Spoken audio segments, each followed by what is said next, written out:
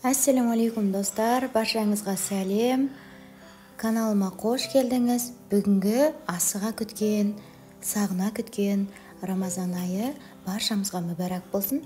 Бүгінгі алғашқы ораза тұтқан күнімізде ауызашарға ұлым екеумізге осындай керемет гречка дайындадым. Ең алдымен сиыр етін алып, осылай ұсақтап турап алдым.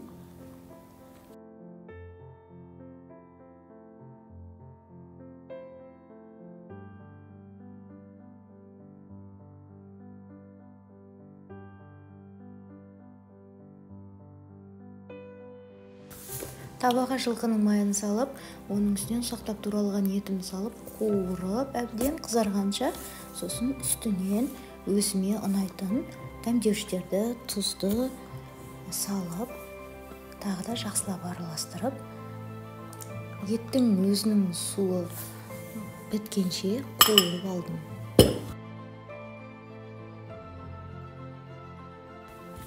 Содан кейін қайнап тұрған ыстық судың үстінен құйып 40 минуттай пісірдім. Мендегі сиыр еті ұзақ пісетіндіктен бірінші құйған суым тартылып піскенше пиязым тұзыншалап турап қойдым. Ол суы біткен соң қайтадан пиязбен қуырып аламын. Етім пісіп жатқан кезде гречканың қамын жасадым. Яғни жарты пиязы, жарты қызанақты ұсақтап турап, жылқының майына сәл қызарғанша қуырып алдым.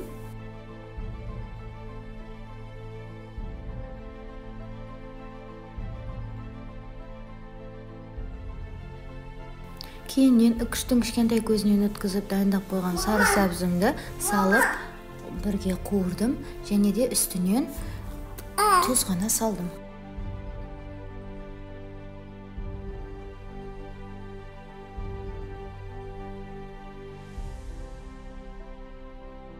Екі сағат бұрын жуып тазалап, суға салып қойған гречканы алып үстінен салдым. Сөйтіп, оларды да бірге қуырып, кішкене, сосын үстінен ыстық суын құйып, бұқтыруға жібердім.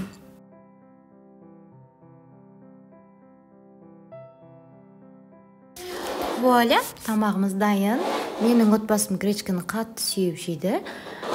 Еттің суын көбірек қылдым, себебі үстінен қасықпен құйып, сочный қылу үшін. Және де гречканың қасына мен пайдалы май көздерінің ретінде авокадоны кесіп салдым.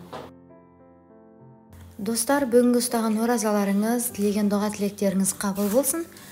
Осылай 30 күнде ешқандай қиындықсыз жеп-жеңіл түрде денсаулықтарыңыз сыр бермей, күш-қуаттарыңыз артып, аман-есен өткізуді нәсіп етсін.